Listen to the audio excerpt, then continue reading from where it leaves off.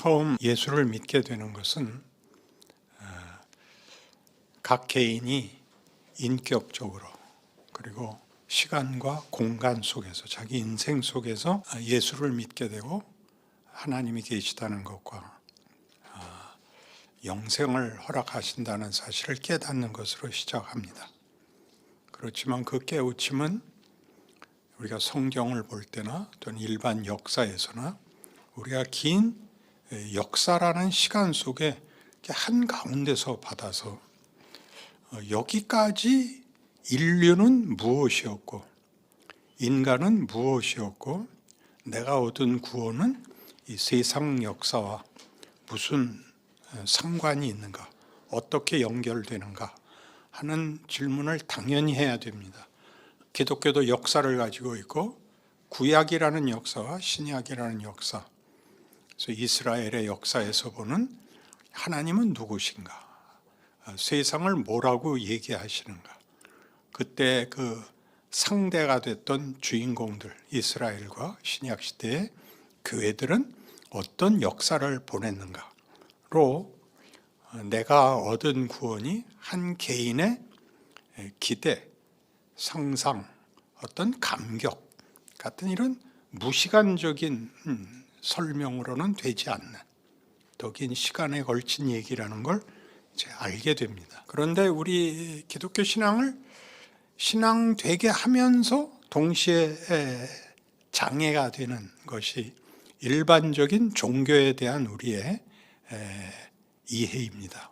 모든 종교를 도덕성과 정성이라고 하는 자연 종교심이 모든 인간에게 있습니다.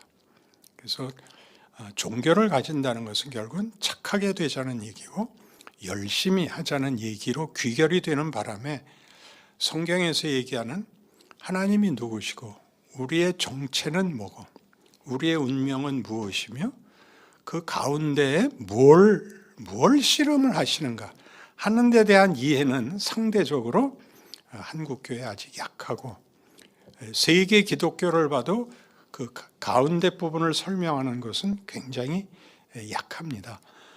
옛날에는 이렇게 좋은 준비를 했는데 기침이 나오거나 이러면 사탄아 물러가라 그렇게 얘기를 했었던 그런 시절이 불과 몇십 년 전 얘기입니다.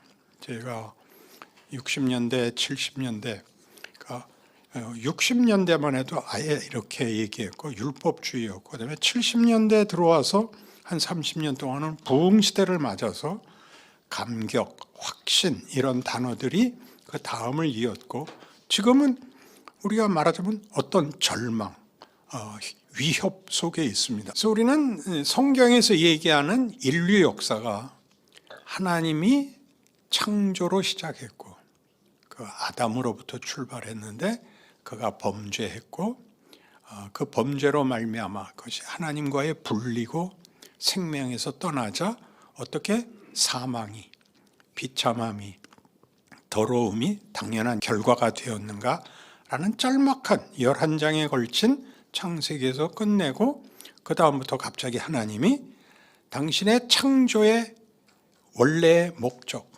그리고 하나님의 창조의 그 핵심인 당신의 의지와 목적을 포기하지 않겠다가 이제 아브라함으로부터 시작한다 그랬습니다. 그 아브라함을 이렇게 모범적 모델로 보지 마시고 하나님이 하나님의 창조를 거부한, 창조의 목적을 거부한 인류에 대하여 창조의 목적을 이루기 위해서 이제 어떻게 인류에 개입하시고 그의 창조의 목적을 이루실 것인가 해서 맨 처음 등장하는 것이 믿음인 겁니다. 믿음은 인과율이 아닌 것이죠. 잘하면 복 받고 못하면 벌 받는 정도로는 설명이 안 되는 것입니다. 잘잘못의 문제라면 도덕법이나 율법이나 같이 법이면 되는데 믿음은 법을 상회하는 것이라서 제가 구원을 하나님이 의리를 지켰다 그렇게 설명을 했습니다. 예수로 말미암는 구원이 하나님의 의요, 그를 믿는 자들은 의롭다함을 받는다라고 얘기하는 것은 하나님이 인간과의 관계를 이런 법 율법이 아니라 기계적인 관계도 아니고 의리로 자신의 하나님 되심을 책임지겠다 하는 것이라고 했습니다. 그래서 이제 아브라함이 등장하고 그 뒤를 잇는 모든 인류의 후손들에게 이 약속이 모든 족속이 너를 인하여 복을 받을 것이니라였으니까 그 이어지는 것은 우리가 낳기만 하면 유전자에 묻어나오는 것이 아니라 하나님이 계속적으로 후손들도 계속 아브라함을 부른 것 같이 각각을 불러서 하나님이 만들고자 하는 사람을 만들고야 말겠다를 이삭에게서 표현했다 그랬습니다. 그래서 이삭은 낳을 수 없는 자였고 바쳐서 죽은 자였고 그런 모든 말들은 다 이어지는 그의 후손들은 인간이 가진 생내적인 어떤 정성과 도덕성으로 만들어지는 후손이 아니고 하나님이 그의 창조의 목적을 이루시는 자손들로 인류가 번성하고 계속될 것이다 라고 얘기한 것이었고 야곱에게 이르면 이것이 시간이 걸리는 일이다. 야곱은 28장에서 약속이 되고 32장에서 약복나루터에서 이스라엘이라는 이름을 얻은 너는 내 자식이다. 자식 이기는 부모 받냐? 라는 하나님의 너무나 놀라운 선언을 받는, 그래서 시간이라는 것이 우리를 납득시키는 시간으로서 우리가 커야 되는 시간으로서 약속이 현실이 되고 구체적인 것이 되고 내 이해와 내 성장에 내가 아는 것으로 쌓여가는 것이라 하는 것을 보이는 것이 야곱입니다. 그리고 오늘 요셉입니다. 요셉은 여러분 시편 105편을 찾으시면 시편 105편 16절부터 보겠습니다. 그가 또 그 땅에 기근이 들게 하사 그들이 의지하고 있는 양식을 다 끊으셨도다. 그가 한 사람을 앞서 보내셨으며 요셉이 종으로 팔렸도다. 그의 발은 착고를 차고 그의 몸은 쇠사슬에 매였으니 곧 여호와의 말씀이 응할 때까지라. 그의 말씀이 그를 단련하였도다. 왕이 사람을 보내어 그를 석방하며 뭇 백성의 통치자가 그를 자유롭게 하였도다. 그를 그의 집의 주관자로 삼아 그의 모든 소유를 관리하게 하고 그의 뜻대로 모든 신하를 다스리며 그의 지혜로 장로들을 교훈하게 하였도다. 요셉의 역사가 간단하게 나오는데 요셉은 뭐냐 하면 요셉의 생애는 전부가 수동태입니다. 비전을 가지고 웅심을 품고 한 어떤 성취가 아니라 그는 모르던 일에 계속 매입니다. 그는 형들이 미워해서 죽이려고 했다가 죽이느니 팔아먹자. 그래서 팔려서 그 보디발 집에 몸종이 됐다가 거기서 유혹을 뿌리친 바람에 오히려 무고를 당하여 감옥에 갇히고 쇠사슬에 묶여 있고 오늘 우리 표현식으로 얘기하면 그 발이 착고를 차고 그의 몸은 쇠사슬에 매었다는 몸에 풋노트 번호가 붙어 있습니다. 1이라고 그 밑을 찾아보면 그 몸은이라는 몸은 히브리 원어로 혼이 쇠사슬에 매었다라는 뜻으로 영혼을 쇠사슬이 꿰다. 그러니까 우리말로 혼비백산했다 그런 뜻입니다. 다만 육체적인 고통 속에 있었던 것이 아니라 자신의 생애와 현실을 이해할 수가 없어서 그런 넋이 빠진 사람이었습니다. 그런데 결과적으로 그가 총리가 되어 온 세상을 구하게 되는 바람에 우리 모두가 이 결론에 맞게 이 본문들을 적당히 이해해서 그는 어려서부터 비전을 갖고 있었고 왜냐하면 꿈을 꾸잖아요. 뭐 형들이 다 와서 절하는 꿈을 꾸고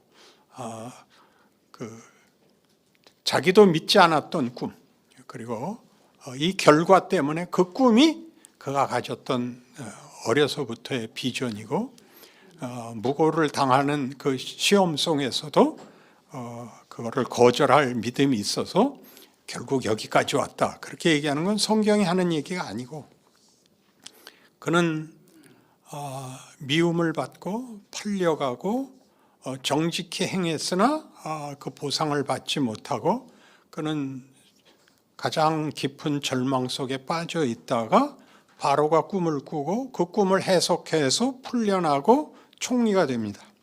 그래서 전부 수동태죠. 그래서 우리가 예수를 믿고 나서 가장 당황하는 게 뭐냐면 구원 확신이라는 것이 이제 출발선인데 구원의 확신이 있는데 매일 물어보고 확인해야 될 게 너 오늘 죽어도 천국 갈 확신이 있어? 이거밖에 물어볼 게 없고 오늘을 어떻게 살아야 돼에 대한 설명이 한국교회에 굉장히 부족하다 이겁니다. 내가 구원의 확신은 20년 전에 받았는데 20년 동안 산 건 뭐야? 그리고 아직도 부르지 않는 건 어쩌자는 거야? 어떻게 살아야 돼? 이 부분이 굉장히 모든 성도들의 현실적인 고뇌입니다.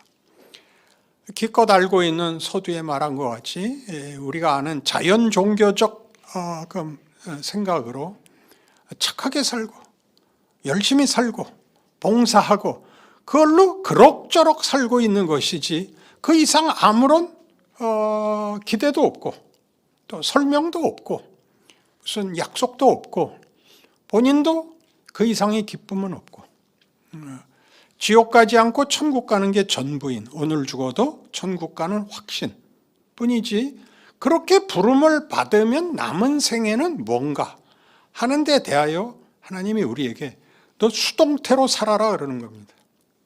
너를 불러낸 자리, 시대, 환경 속에서 내가 너 키운다. 그렇게 얘기하는 것이 요셉입니다. 그러니까 따지고 보면 예수를 믿고 나서 우리 한참 부흥 때는 부흥 시기에 이제 그 감동과 갱신, 중생의 기쁨 같은데 이제 우리가 만족하고 기뻐했을 때는 선교사 나가는 게 최선이었습니다. 그래서 땅끝까지 가서 이 기쁨을 전하자, 이 복음을 전하고 죽어가는 영혼들을 구하자. 그건 굉장히 가치 있는 일이지만 그렇게 우리가 받은 그 감격과 그것을 새로 애를 낳는, 새로 영혼을 구하는 데 다 매여 있고 거기 갈 수 없는 사람들, 다른 데 갈 수 없는 조건상 묶여있는 사람들은 그럼 어떻게 해야 되는가? 미안하지만 당시에 그 변명은 가든지 보내든지 하라가 됐죠. 그래서 선교사로 가든지 못 가면 후원이라도 해라가 됐습니다. 그건 곤란합니다. 인생은 그런 데 묶일 틈이 없습니다. 하루를 버티기가 힘듭니다. 우리의 모든 조건이라는 것은 내가 나 혼자가 아닙니다.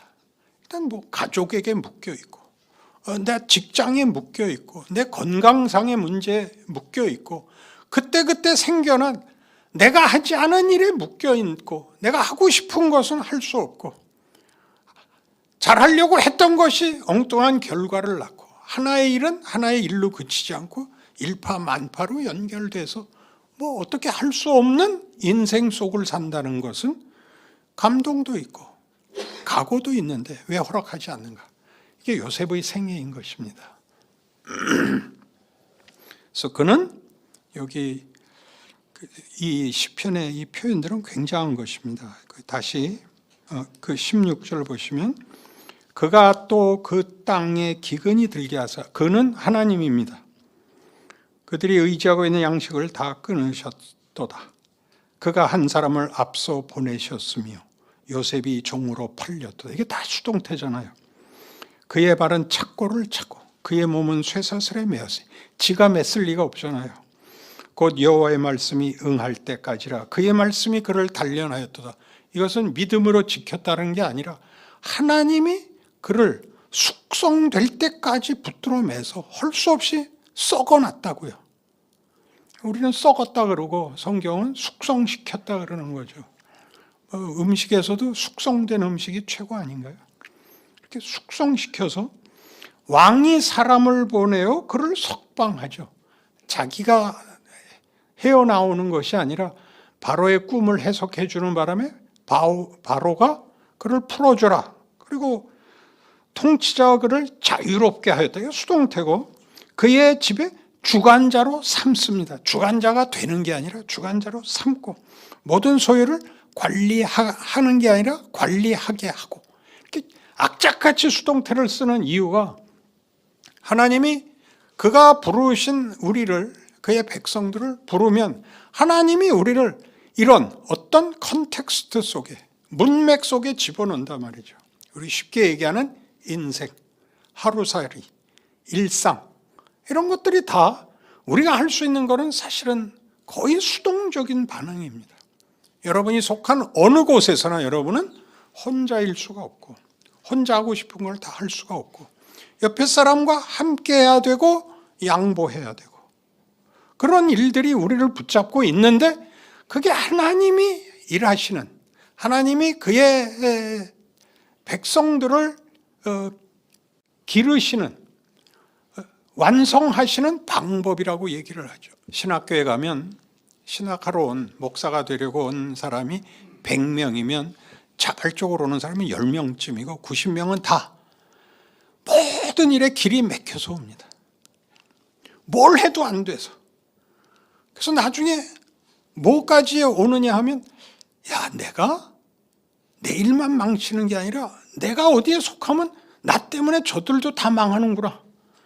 그래서 도망갈 데가 없어서 맨 나중에 마지막으로 오는 데가 신학교인 경우가 많습니다.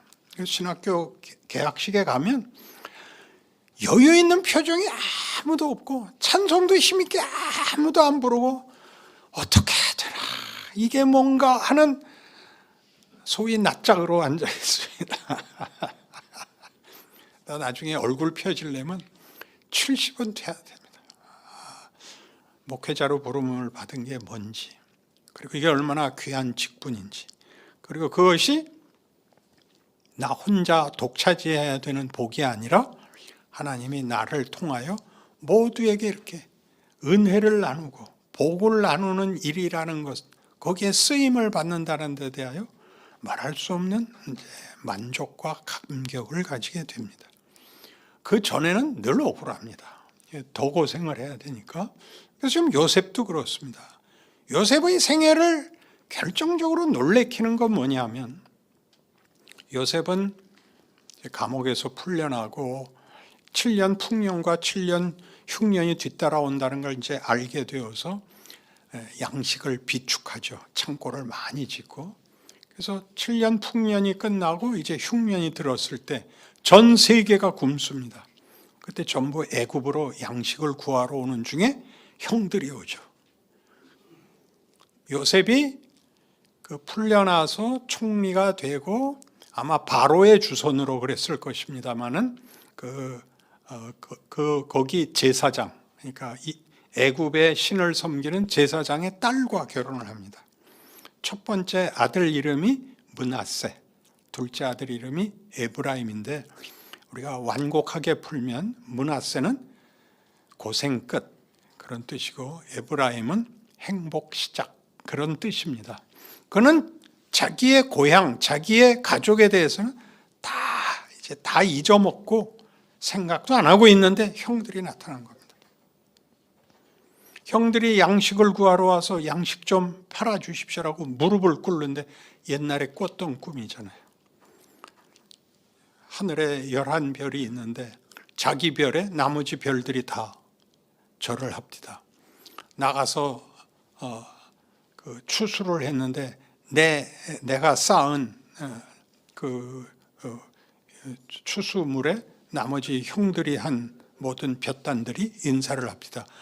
그래서 미움을 받고 시기를 받고 형들이 죽이려고 하죠. 죽이려고 하다가 이제 대상들이 지나가는 걸 보고 팔아서, 죽인들 뭐 하겠냐, 팔아먹자 해서 팔아서 형들이 구원을 얻는 겁니다. 이 역설을 한번 보십시오. 형들이 요셉을 미워해서 그를 팔아먹는 바람에 그가 유학을 가게 된 거죠. 그의 생애는 고생으로 점철됐지만 언제나 그에게 악행을 행한 자, 팔아먹은 형들, 그 제대로 판정 잘못한 시위대장이 그를 감옥에 쳐넣은 거, 감옥에 내서 감옥에서 그가 뭐가 편했겠어요. 그 고생 모두 한 자들이 요셉으로 인해서 다 구원을 받는다고요. 먹을 게 없는 시절을 요셉이 준비를 해놔서 모두를 먹여 살리죠.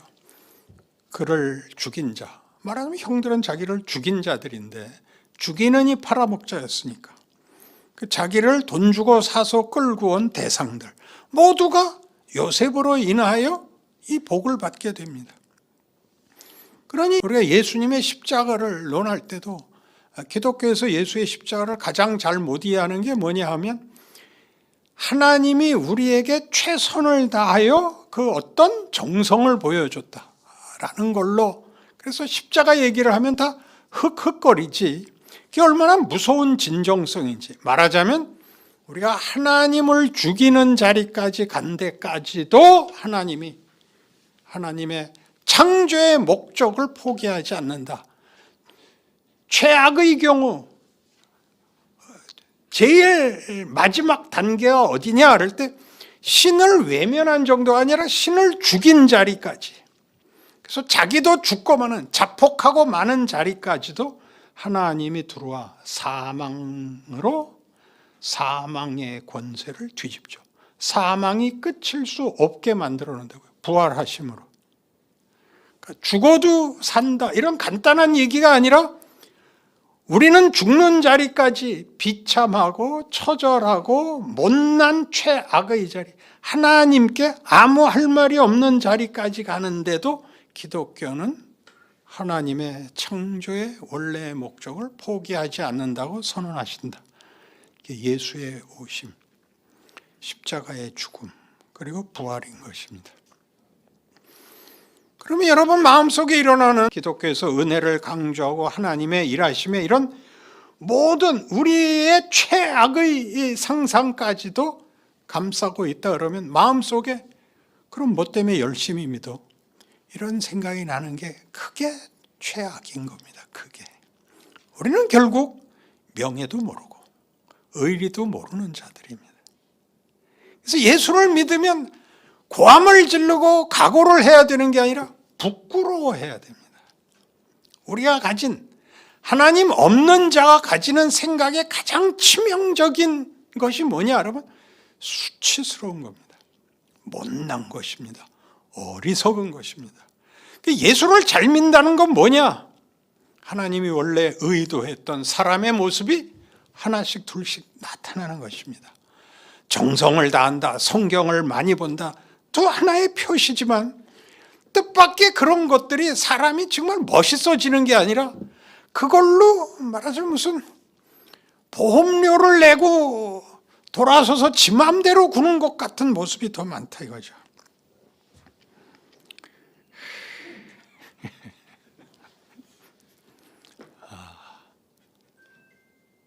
여러분이 가슴이 찔리고 이럴 문제가 아니고 양심의 가책을 받고 그게 아니라 진실을 알게 되는 거죠. 어느 곳에도 인간은 명예를 얘기하거나 영광을 얘기하거나 진리를 얘기해도 그 모든 것이 폭력입니다. 최선의 법도 최선의 자비도 다 폭력입니다. 하나님이 없는 곳엔 왜 폭력일 수밖에 없냐면 그것이 생명이 없기 때문입니다. 자라날 게 없고 참될 게 없습니다.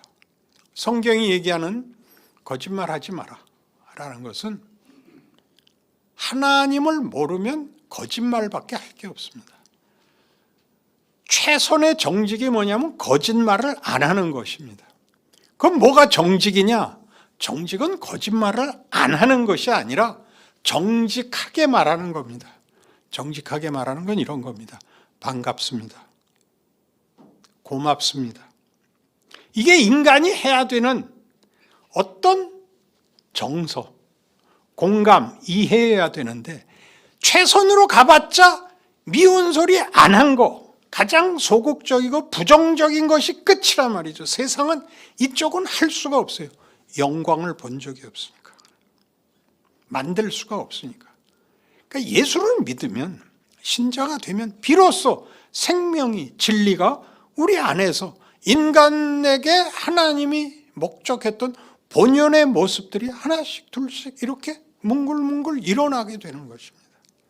겸손을 떠는 게 아니고 뭘 어떤 법도를 지키는 정도가 아니라 인간이 인간에 대하여 가지는 가장 다정한 모습, 친근한 모습을 주께서 그리하셨듯이 십자가상에서마저 아버지여 저들을 사하소서, 저들이 자기가 하는 일을 알지 못하나이다. 이건 그냥 해본 말씀이 아닙니다. 하나님의 마음은 그렇습니다. 우리가 못나게 구는 걸로 돌아서지 않으십니다. 그게 성경이 주장하고 구약에선 역사로, 신약에 오면 예수로 이제 이렇게 명명백백하게 인류 역사 속에 증거를 삼고 우리 모두에게 그렇게 살 수 있도록, 그렇게 되라고 우리를 불러내시는 것입니다. 더 이상 설명이 불가능합니다. 그때 하여튼 그런가 하는 생각이 들었으면 좋겠습니다. 좀 이해를 더 하고 싶으시면 질문을 하십시오. 어디서 이해가 잘 안 되는지, 어디가 막혔는지 물어보십시오. 사람이 못나게 노는 건 여러분 다 알잖아요. 우기는 거, 밉게 노는 거, 척하는 거, 이런 거 다 알잖아요. 그거 아무도 안 속습니다. 근데 그거밖엔 선택지가 없어요. 다음 중에서 가장 나은 것을 고르십시오. 첫째, 구라를 푼다. 둘째, 땡깡을 부린다. 셋째, 너 죽고 나 죽자. 넷째, 살아서 뭐하냐. 중에서 골라야 되는데 뭘 고르겠어요? 정답이 없는데. 그러니까 예수를 믿는다는 건 전혀 다른 거예요. 반갑다. 고맙다. 난 널 사랑한다. 네 필요를 내가 채울 수 있는 게 있다면 나는 언제든지 환영이다. 아무거나 다 정답인 이 세상에 오는 겁니다. 단숨에 되지 않습니다. 어디서 배운다고요? 여러분이 지금 묶여있는 그 컨텍스트에서 합니다. 도망갈 수 없는 혈연, 남편 노릇하고 아버지 노릇하고 할아버지 노릇하는 거기에서 하나님이 우리를 가르칩니다. 우리의 말하자면 분함, 억울함, 우리의 그 비명 같은 것들이 그럴 수밖에 없지만 결국 하면서 배우는 게 그럴 필요 없었습니다. 더 잘할 수 있었어.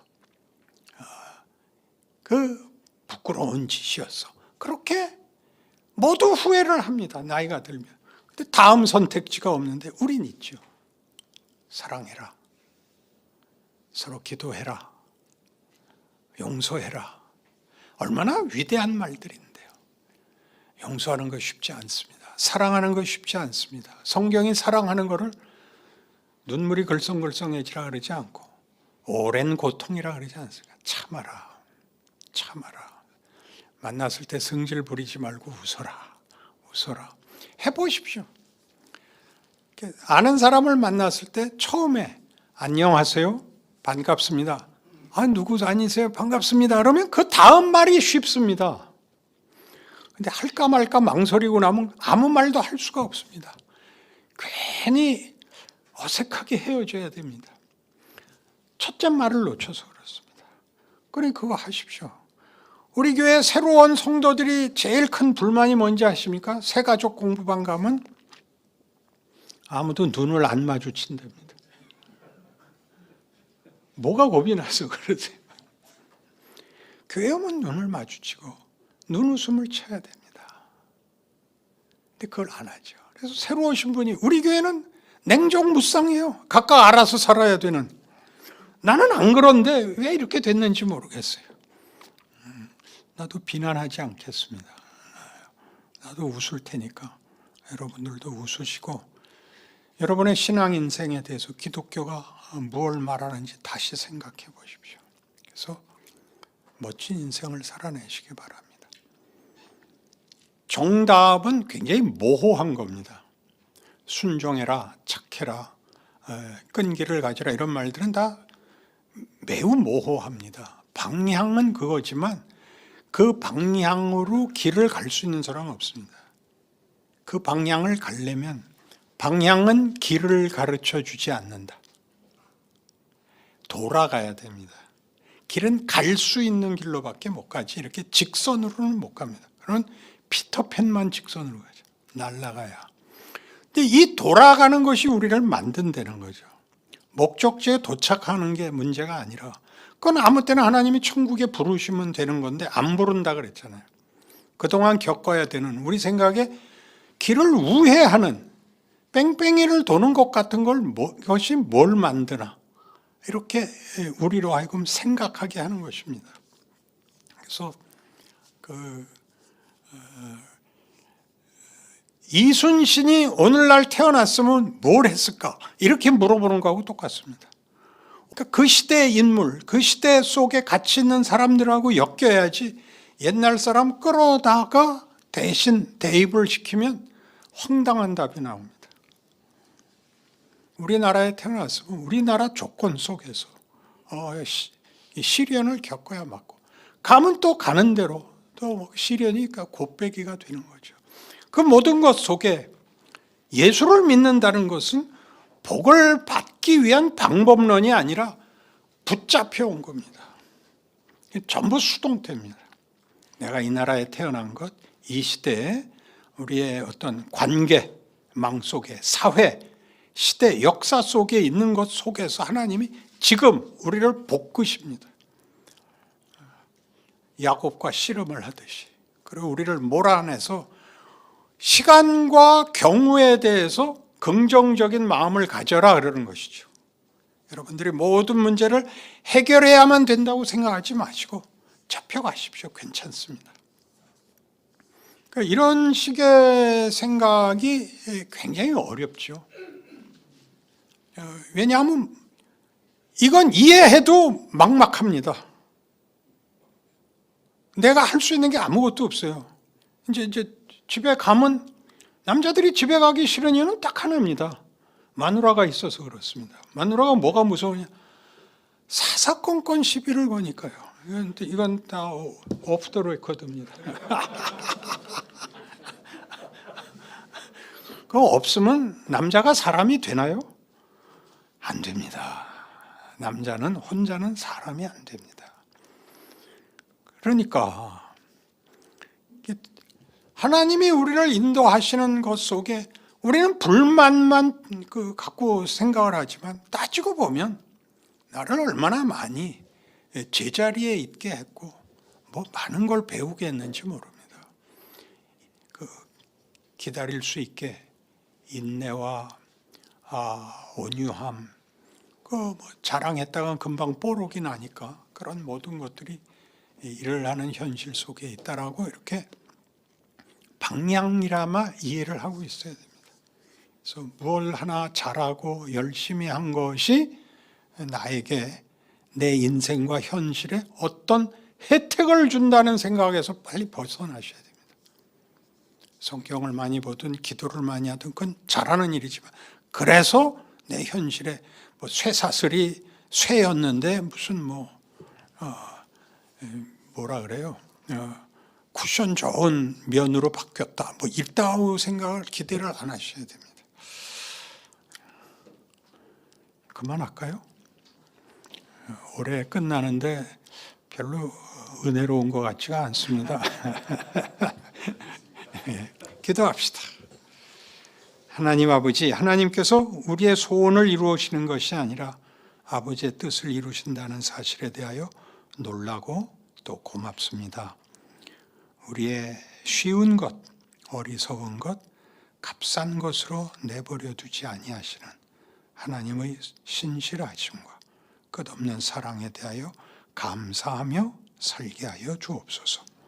예수님 이름으로 기도합니다. 아멘.